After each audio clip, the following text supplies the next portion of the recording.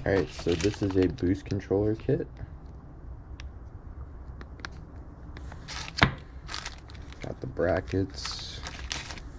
Don't know what this part's called, but it's like the main part of the boost controller. And we've got the T that goes into the wastegate line. Then we've got some more line that they sent with it that'll go into this part. And I'll show you guys how to set everything up. Minus this, because I don't know where it's gonna go, but I know how it all connects and like what to cut, where everything is, and how to install it pretty much.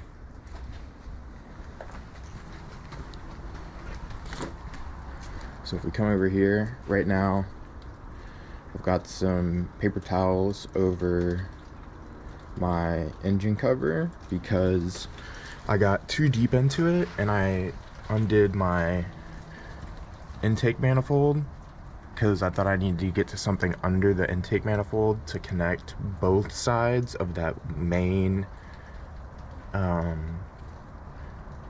like switch or knob. So, but you don't.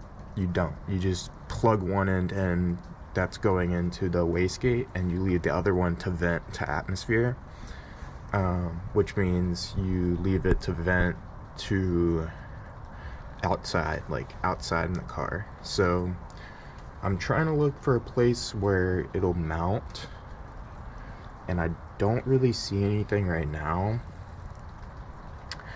But that's okay because we've got like plenty of line to work with. So first thing I'm gonna do is hook the intake manifold back up, tighten that down, and then after I tighten down the intake manifold, I'll move on to putting the boost tube back in. This one that connects to somewhere down there. You can't see it because I don't have light on it right now, but if you ever do a boost tube job,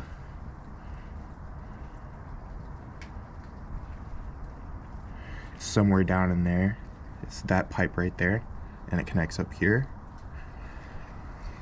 So I have that to connect, I have that to connect, and then we can get into right here. That's the wastegate line right there, and in relation to your turbo, that's the intake, that's the exhaust of the turbo, or I think it's called something else. It's I forgot what it's called, but it's basically where stuff comes out of. But that's the wastegate line, and we'll be cutting that in half. So we'll just be pulling it off, or not pulling it off, but we'll find a section to cut it in half, put the T in, and then feed a line from the T to the main controller. So let me get the rest of this stuff put back on, and then I'll show you guys me setting up the boost controller.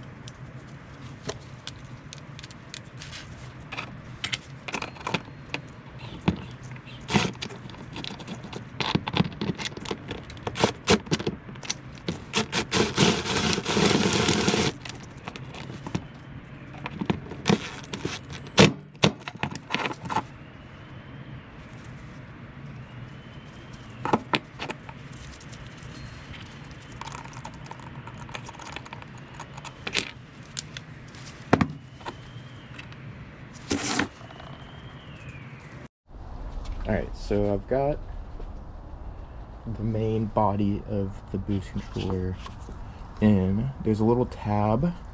If you move your coolant tank over a little bit, it's next to this, I believe it's a radiator hose. I